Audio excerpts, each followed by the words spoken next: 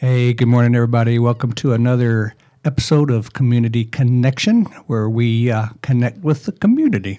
It's that simple. Clever. Yes, You're isn't so it? clever today. Aren't I? As our custom is, we like to check in with what's going on with the Zers. So the Melvinator is the baby boomers ambassador to us, No. or Gen Z's ambassador Yeah, to the because you baby just boomers. called her a baby boomer, and she's We not going to think that's a nowhere compliment. near. No, she won't. What's up, Hi. Melvinator? How's it going? All right. Hey, listen, Melvinator. Yeah. We have a trustee Yes. in the building. Can you be a little less Z today and a little more boomer? I don't know if that's a good thing. Is the only problem. Oh, yeah. How should we feel about that? I don't know.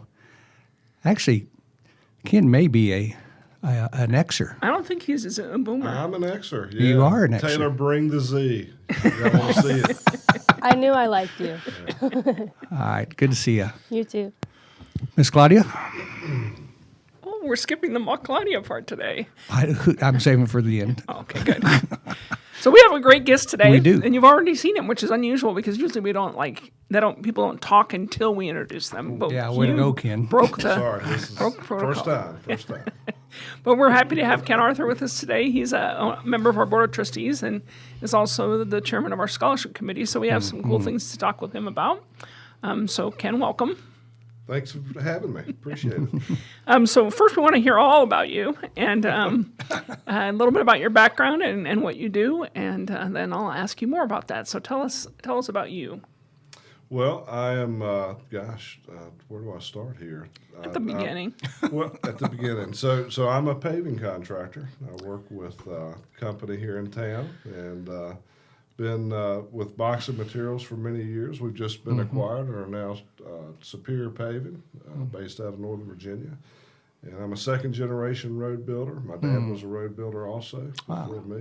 I've got a lovely wife, Debbie, who is she's a director at the Heritage United Methodist Church here in town for the preschool, and three amazing kids. Got a 23-year-old Abigail who just got married last year.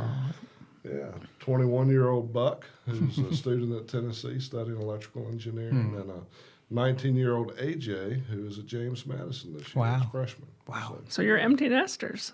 We are empty nesters, yes. And So how that's- is that? It's great, actually. It's good. It's bittersweet. It is It's bittersweet, exciting seeing the kids off and running and starting seeing them start new chapters. Yep. But and it's kind of neat for Debbie and I to be able to connect in a different way again and just be the two of us and the dog. So So some people, when you say start at the beginning, yeah. don't start with the fact that they're a asphalt person. Yeah, well, I guess I'm looking at well, that is true. So tell us where you're from, like where'd you grow up and So that kind of stuff. Like from the beginning is like there is it's what I the was thinking. nerves with the first podcast, I think. So, Oh, yes. Grew up in Rustburg, Virginia. Okay. And over on Callahan Road near Foster Fuels. Yeah. So that's where I grew up. Went to high school here. I did. Went to Rustburg High School. Okay. Went to college at UNC Greensboro down in North Carolina. Okay. So you grew up knowing about Patrick Henry Family Services. I did. In fact, one of my ties to Patrick Henry, one of my first, really where I kind of heard of Patrick Henry, my dad was somewhat involved in that. We got the order. I know that he was one of the. I know he gave to Patrick Henry early on. Knew that. I didn't know that. Yep, he sure did. And he farmed 10 Echo Farm. Yeah. Which is off 24, and that property backs up to the girls' home. Okay. Yep. And so part of our dad started farming when I was a teenager and really longed to do that. He developed a passion for farming when he was a teenager. He worked with the Callahans and on Callahan Road, and that's how we came to live where we did at that time.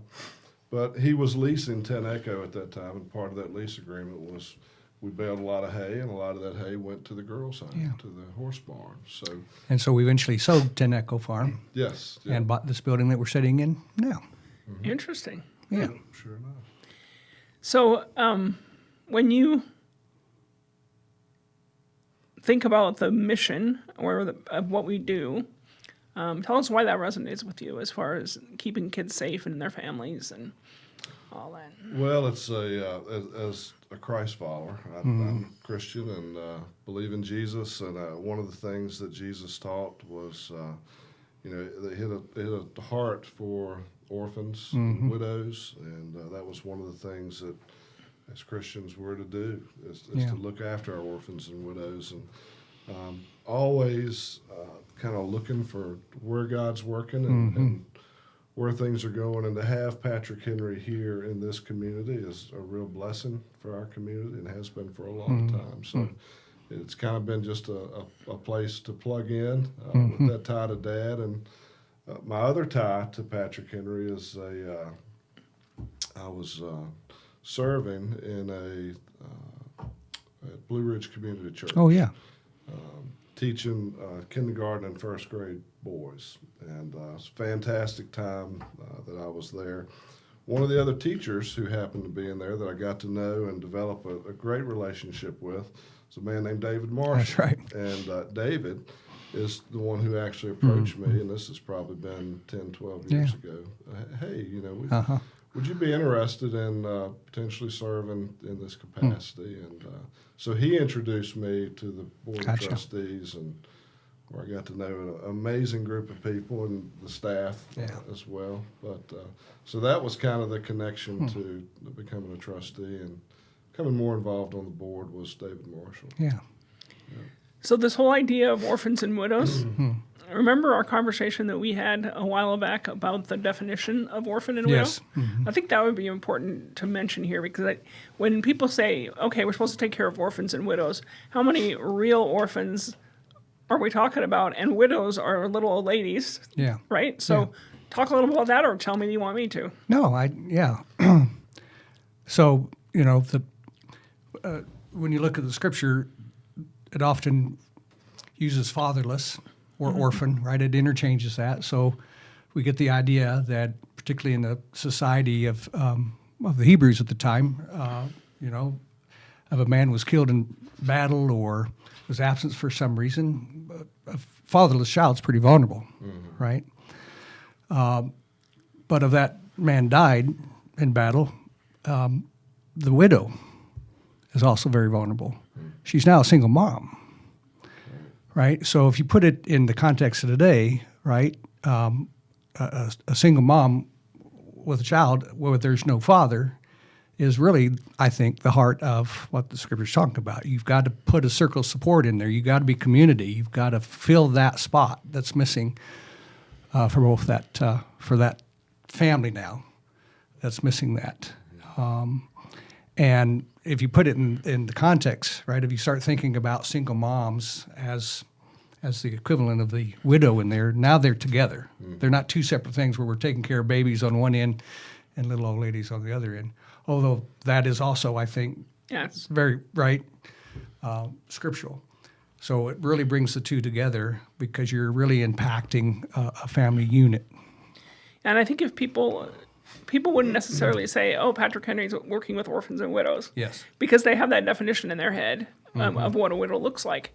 But the recognition that it was the lack of that support system. Yes. And in that day, the lack of financial resources. It isn't necessarily true now because the government steps in sometimes with some help there. But it's obviously an issue as well. But then when you look at it that way, all that we do is about that. Because a child who is in foster care, and then their rights are terminated, they're a legal orphan. They don't have parents anymore. Yep. Even if they have living parents, they don't have legal parents, and so they're orphaned too. Yeah. Yeah, and I think even if their rights aren't terminated, as soon as a child is taken from a family, they're in that vulnerable situation, right? Right. And I think, if we wanted to get technical or legalistic with the scripture, you could find reasons not to take care of those kids. If you try to get the spirit of the scripture, the spirit of the law, then you step into those spaces, because I think that's all about vulnerability, right? Because scripture over and over, particularly in the Hebrew scriptures, he talks about God being the father of the fatherless and the husband of the, right? He's referred to as both of those things. So you got to step into those spaces, yeah. Right. So you mentioned Blue Ridge. Yes. And Blue Ridge has been a great partner with Yes. Patrick Henry for years. Tell us a little bit about some of the, I know there have been some changes there, and I know I didn't prepare you for this, but I think it would be interesting from a Blue Ridge perspective, kind of pre-COVID, post-COVID, some of the changes that have happened. Well, so unfortunately, I don't know if I can tell you, and just because, so during COVID, my daughter was dating a young man who was very active. In fact, he was teaching kindergarten and first grade boys at Thomas Road. Oh. She was at Lynchburg College at the time, so she was going to church with him at Thomas Road. During COVID, we started attending virtually and tuning into Thomas Road each Sunday.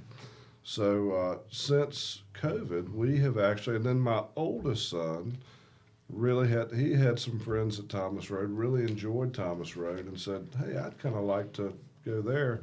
Buck, who I was teaching with at Blue Ridge, was in school.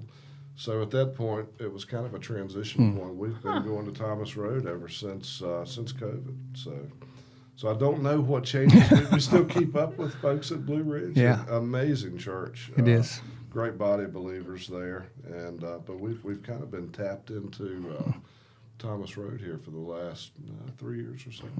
I should have known that, and then I wouldn't have asked that question. But I think maybe we should have somebody from Blue Ridge on the show and talk about that. because they've done some neat things have. with approaching community and relationships and meaningful connection.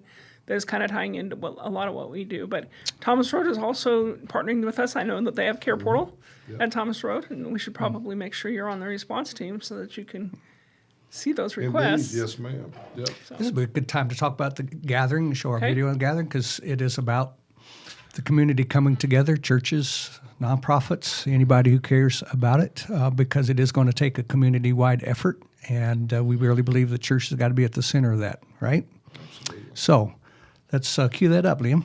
I was first attracted to the gathering in 2019. Really, it was the mission or the cause that I understood, which was orphans and foster children and helping families. My friend Jen, who started Mosaic Collective and Jars of Hope, she had told me about it last summer, and she said, oh my gosh, there's this Vision 30, and it's this local community-focused vision, and it's really nice to know that there are people who are like-minded, who live out their calling Monday through Friday. With the agencies that are involved with the gathering and the Vision 30, all of the agencies have something to offer. Together, we can work to provide success in their lives. The gathering, the organizations, and the Care Portal are really just on-ramps for really a longer range relationship and helping families. If you are at all interested in helping and serving the community that God has put you in, then this would truly be a place to connect with some of those ministries around your church, because you can't do it alone. There's no way. And connecting with other agencies, other churches, other that share your vision of reaching the world, this would be a fantastic place to do that. The gathering is for people that don't even know that the seed needs to be planted yet. As important as it is for us who come regularly, it's more than, if not equally important, to have other people that have not been here before. I intend to make connections with these agencies to be a part of the success for the people who are served through these agencies and through Vision 30.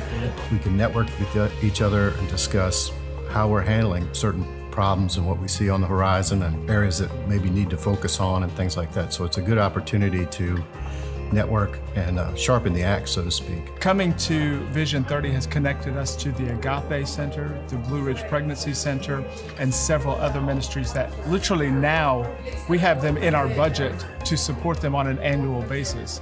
And it is because of Vision 30 that we've been able to make those connections. I think the video says as much about the gathering as anything could. The river, the metaphor, the people yelling on the sides. It's that urgent. Because we're a small church, we don't have the funds and the resources to do it ourselves.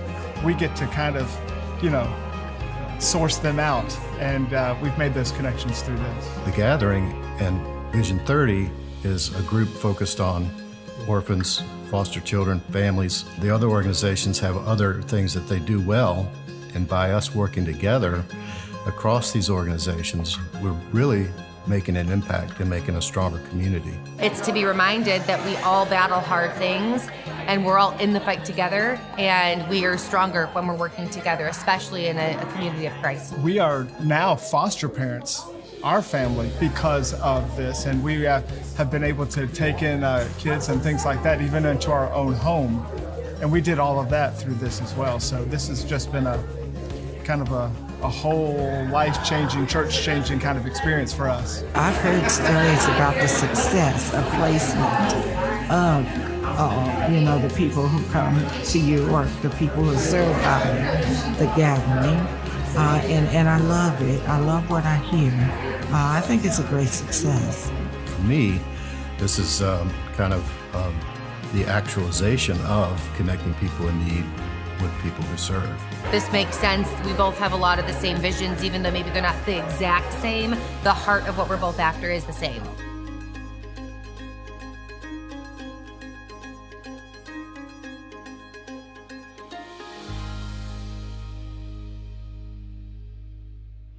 So, Claudia, the gathering's been a great tool for synergy, right? For creating synergy, collaboration. I think we've been going about 5 years, maybe almost 5, or maybe 4. could it No, be? 5. Wow.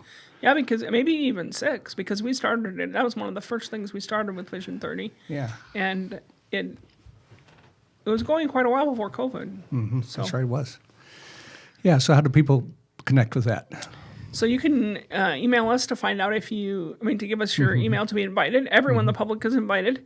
We meet the 4th Thursday of every month, except in April it's the 3rd, because most of us are out of town at a conference on the 4th Wednesday. I think this month it's at Beulah Baptist. Last month it was at LU Snowflex last week. And we have a different place. Somebody hosts it differently every month. It's always noon, and lunch is always free. Yeah. So we don't have enough for like thousands of you to respond, because I know we have thousands of viewers who may be trying to sign up for free lunch. But no, I'm just kidding. We don't have thousands of viewers. But people are always welcome. We usually have between 25 and 50 people, depending on the day. And we have sometimes we have trustees that are there. We have lots of Vision 30 partners. Sometimes we have church pastors that show up. And we're focusing now on the 40 developmental assets that youth need, and doing a section of that each month. So I think this month it's going to be community engagement, maybe. I can't remember. I typed it out yesterday, but that was yesterday. So that's a good tie into a kind of, Ken's connection on the board as chair of the scholarship committee. Yeah. Right, we got to, if these youth get the right developmental assets, they're going to be ready for the next step, right? Yep. Higher education, Yep. which is critical in this culture and society for employment. And we're not talking necessarily about, kind of the higher ed alone, but anything that's going to sharpen skills and equip. Right, Absolutely. so the trades, all of that, right? So when we talk about scholarship, don't think of just the 4-year kind of thing. We're talking about how can we get you into a profession so that you can make a good living. Absolutely correct, Robert. We, and the biggest thing is just trying to remove that financial barrier. Yeah. And in a lot of these cases, finances are a significant barrier. So we're really fortunate. We've had so many families over the years leave some pretty incredible endowments, and the funds that are available for this are significant. And one of the things that I'm really proud of is that this is something that Patrick Henry really is set up to do in perpetuity. It's something that our folks. I know. Jim Wagner and the finance committee guys do a really good job of keeping out in front of us, and the way that this money is placed is it's again we've got up to $100,000 a year potentially that we can give away. And continue to do it, which is really exciting. And isn't giving away money a lot of fun? It is a lot of fun. Yes. I mean, it is great. I love giving away money. And the best thing about this committee is meeting the young people. Everyone that comes in has to come in and go through of course, they do a pretty formal application process, and staff does a great job of preparing them for this. And it's just great learning these life skills. It's a good opportunity, and it's a good opportunity for our committee just to get to know these kids, and they're just amazing, and get to be a part of a pretty significant transition into a new phase of life, and a new chapter in their lives is very impactful. When you think about it, even that process, filling out an application, coming to an interview, is all part of getting ready for life, right? That's right. Yep. Yeah. And they're nervous, a lot of times, and it's fun watching them progress, because we, we'll see them. A lot of them are putting in these applications senior year, and then they're coming back. I mean, we're doing interviews freshman year, sophomore year, and so on. So we get to see them grow up, and they share a lot of things with us, and it gives us an opportunity to listen and to just hear them. But also to give them some encouragement, and give them some just, hey, you're doing great, and for someone to say, we're proud of you. You're killing it out there. And so we've seen some really awesome stories, and got to meet. We got some great people on our committee, and Lucy Harris, I have to bring her up here. Sure. She passed away, I guess, last year, and she was chair of the scholarship committee when I first came on. Do you know how long how long have we been doing Had a- scholarships? Oh, for a long time. Long time. Yes. And she was chair for forever. Yes. Right, and she was kind of the old Virginia. Yes.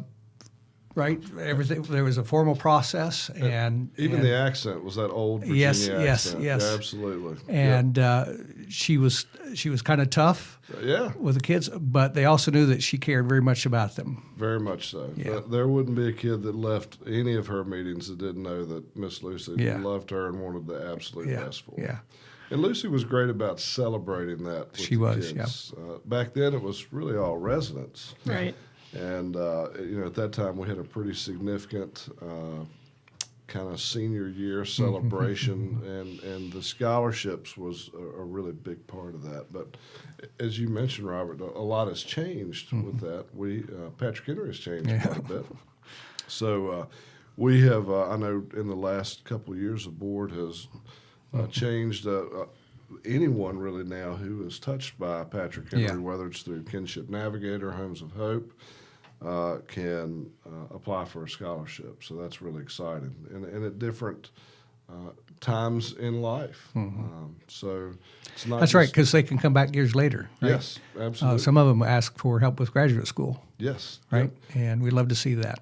And even as you mentioned, not just a 4-year degree or even associate's degree, but accreditations or credentials, credentialing. So even it's something as simple as CPR and first aid. We had a mother not too long ago that said, I'd really like to have this for my children, and she. So it was something we were glad to be able to participate in and help her with. That's so cool. So. And I think that one of the things that if you study, I happen to know that the statistic is that any kid who ages out of foster care, which would qualify all of our former residents, right? Because we were a different kind of foster care, Yes, but it's we the were. same principle. 6% graduate from college. And a lot of that is because they don't have a family who encourages them to go. They don't have an example of that. They don't have parents who went. They don't have, it's not a tradition to go to college.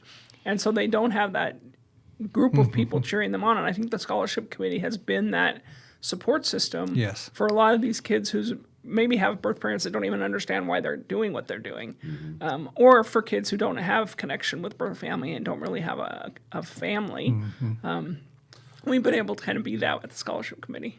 Well, one of the great things about these scholarships is that each recipient is tied into or has a case manager assigned to them, and this case manager speaks with them at least quarterly, and it gives us an opportunity to plug them in. I've got 2 kids in school, one who just finished school, and having just access to counseling is huge. And it's not near, or it's much more available now than it was when I was in school. And I think the stigma back when we came through was a little different. But now I think it's much more. I think it's great that we can plug them into Hope for Tomorrow, and they're able to get counseling that they need on this end and the school end. So that's been fantastic as well. That's a good point, Ken, because I remember I was first gen to go to college, and so there's the academic challenge. But there's something about that whole process that happens in your early 20s, and then school just kind of heightens it, right? You're learning things, psychology and sociology, and you start putting these pieces together, and so you start looking inward and go, "Wow, I'm a mess. I am a mess," and it's not just enough to study for an exam or to pass a test. You've got to kind of mature, and you got to deal with some demons and some things, right? When you come from that. And there's just something about that process. And so if you don't have good support and you don't deal with it, you could easily just walk away and say, this is too hard. I'm just not going to do it. Right. And I think that part of it also is that there's an awakening that happens when you're living in poverty or you're living in certain neighborhoods or in certain communities and everybody's like you. And then you have this opportunity and your eyes are open to like, wow, the whole world doesn't live like this. And then you say, I'm a mess. Like you conclude that when you don't realize that a lot of the people who grew up in middle class are a mess too. Like, you don't know how much of a mess they are, but they don't look like they're a mess like you feel, right? So you feel so different. So having that support system that says you can do this, you can make it through when there's not a lot of support at home, I think has been significant. Without saying a name, do you have and without saying the word favorite, but do you have a story that you want to close us with? I will. I'll mention, and I won't mention a name, but I'll mention a recipient who had in recent years who had come to us during the interview process, and we had already established a relationship with this student. And this particular student came in and had some grievances with our committee, and but he really put a ton of thought into it, and I think he had some. I think staff helped prepare him, and the way he handled that in such a mature fashion. I think he came to us with some things that and very. Not only did he articulate it well, but the maturity with which he handled himself, delivered it, and posed it to the group we were just so proud of him. And it was a very risky, took a lot of courage for him to do that, not knowing how a group of adults may respond. And I think we all know that in some cases it's hard telling what may happen in that situation. That's right. But it was a great opportunity for us to congratulate that young person and say, look, you handled this really well. And we may not even agree on this, but just that maturity and that courage is something we're really proud of you for. And so I think he left that situation just feeling really good about where the direction he was moving. And we did too, and it gave us an opportunity for some great discussions with him. And those happen often, but that's one that occurred here in the last couple of years or so. And I love it that that's the story you picked, because you could have picked a story. I mean, there's plenty of stories of these people who, didn't one of our recipients get a job at Google when she graduated? Yep. Like one of right? Yes. So you could have picked that story where it's like all about the success. But I love it that you chose a story that said we didn't do everything right.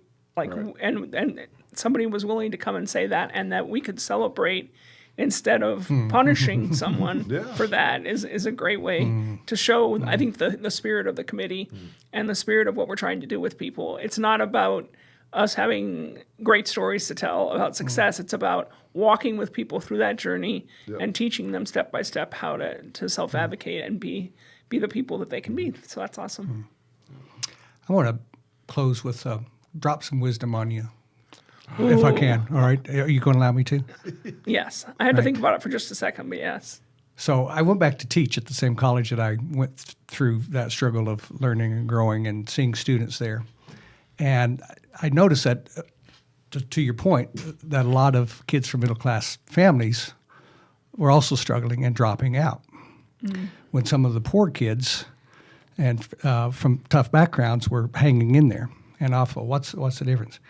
And it it made me think that it's not what we think about our past that defines us, but what we think about our future, right? Those who had a future, who believed that they had a future and had a path to it, hung in there. Their past no longer mattered. Somehow that switched for them. And a middle class kid would come and you say, well, what are you going to major in? I don't know, right? And for 4 years they wander around, if they make it that long, because right? But a kid who says, I'm going to be a doctor, they didn't mess around, right? So you got to go to school with, first of all, believing that you can get there, but what does that future look like? And then the past doesn't matter, because you had kids from great past who just messed up in college. Right. They didn't see anything. They didn't grab hold of anything. So thank you for giving them a future and a hope, Yep. because when you have that, right, Well, that's all you need. we appreciate the opportunity to serve. I can tell you that. It's a great committee, and anyway, thoroughly enjoy it. Thanks for being here, appreciate Ken. Oh, thank you, guys. And doesn't everybody agree that Claudia just looks lovely today in her royal purple? See you next week. JMU purple. See you next week on Community Connection. Nobody gets to choose their family. If a person is fortunate enough to be born into a healthy family, then life can be much like floating down a smooth, gentle river in the summertime. But an unhealthy family is like a dangerous river, filled with rocks, debris, and fast-moving water.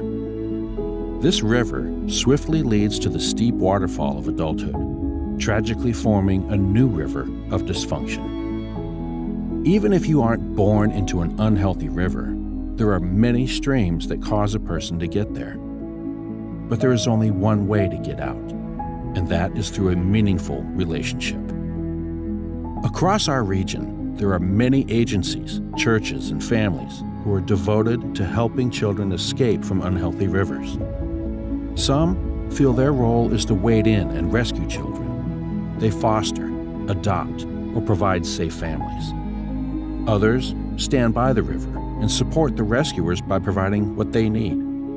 Still, others are upstream and stand in the gap to keep children from ending up in the negative situations. At Patrick Henry Family Services, we see ourselves as having an additional role. We are running up and down the shores of the unhealthy river, screaming, "Can't you see the children in the water? You have to do something." Vision 30 is a 10-year initiative. By 2030, we envision a region where all children are safe in their own family, or with caregivers who are supported by a local faith community. So, where do you stand at the river? Are you upstream, keeping families together and strong by standing in the gap? Are you in the river, directly impacting children? Are you on the shore, providing support for the brave folks who have entered the river? Or are you just passing by without noticing? No matter who you are, come down to the river with us. Let us help you find your place. Not only will lives be changed, but you will never be the same.